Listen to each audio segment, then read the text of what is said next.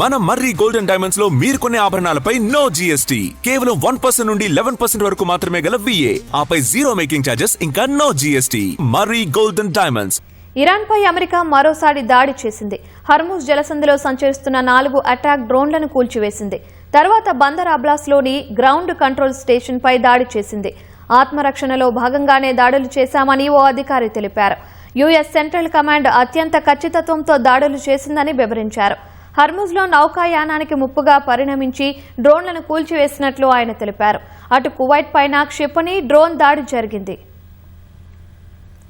పశ్చిమాసియాలో ఉద్రిక్తతలు కొనసాగుతున్నాయి. 24 గంటల వ్యవధిలో ఇరాన్పై అమెరికా మరోసారి దాడులకు దిగింది. హర్ముజ్ జలసంధి సమీపంలోని ఇరాన్ గ్రౌండ్ కంట్రోల్ స్టేషన్పై దాడి చేసింది. తమ బలగాలకు నౌకల రవాణాకు ముప్పు పొంచి ఉండడంతో ఈ దాడులు చేసినట్లు ఓ అధికారి తెలిపారు. హర్ముజ్ జలసంధిలో ఉన్న తమ వాణిజ్య నౌకను లక్ష్యంగా చేసుకుని ఇరాన్ 4 డ్రోన్లను ప్రయోగించిందని తెలిపారు. ఆ డ్రోన్లను తమ దళాలు సమర్థవంతంగా అడ్డుకున్నాయని వెల్లడించారు. ఇరాన్ మరిన్ని దాడులకు పాల్పడక ముందే తమ దళాలు వారి సైనిక స్థావరాన్ని లక్ష్యంగా చేసుకున్నాయని చెప్పారు. ఇవి ముందు చూపుతో ఆత్మరక్షణ కోసం చేపట్టిన చర్యలని తెలిపారు.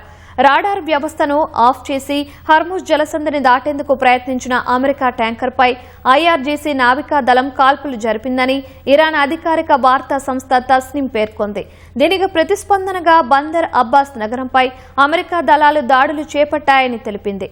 ఈ దాడుల్లో ప్రాణ ఆస్తి నష్టం సంభవించలేదని వెల్లడించింది.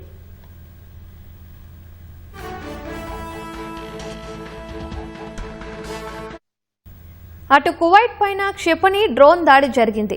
ఈ మేరకు ఆ దేశ రక్షణ శాఖ ఒక ప్రకటన విడుదల చేసింది.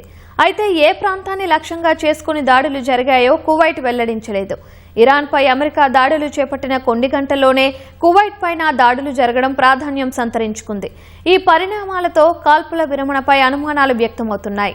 యుద్ధ సమయంలో ఇరాన్తో పాటు ఇరాక్లోని షియా మిలిటెంట్లు కువైట్ పై పలుమార్లు దాడులు చేశాయి.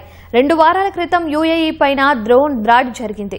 ఇరాక్ నుంచే డ్రోన్ దాడి జరిగిందని ఇటీవలే UAE రక్షణ శాఖ అనుమానం వ్యక్తం చేసింది.